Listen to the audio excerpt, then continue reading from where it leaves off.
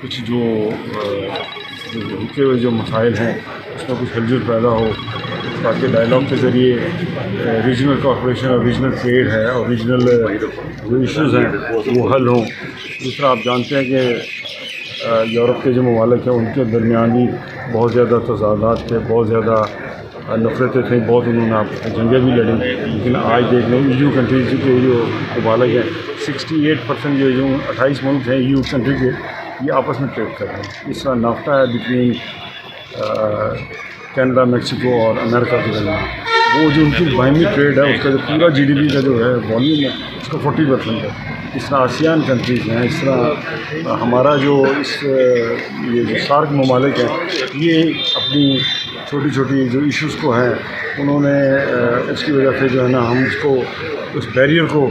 Clear नहीं कर पा रहे और जिस वजह से हमारी ट्रेड रुकी हुई है। मेरे ख्याल में बड़े ममालिक जो हैं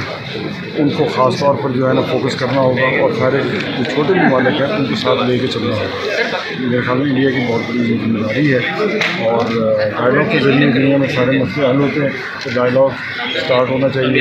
क्योंकि अगर आप आइसोलेशन में रहेंगे तो फिर जो है वो दुनिया से कट जाएंगे और फिर ये जो दुनिया की जो नई तरक्की है, जो आपस में बानी तजारत है, जिसके समरात तमाम रीजन ले रहे हैं, हम नहीं ले सकते।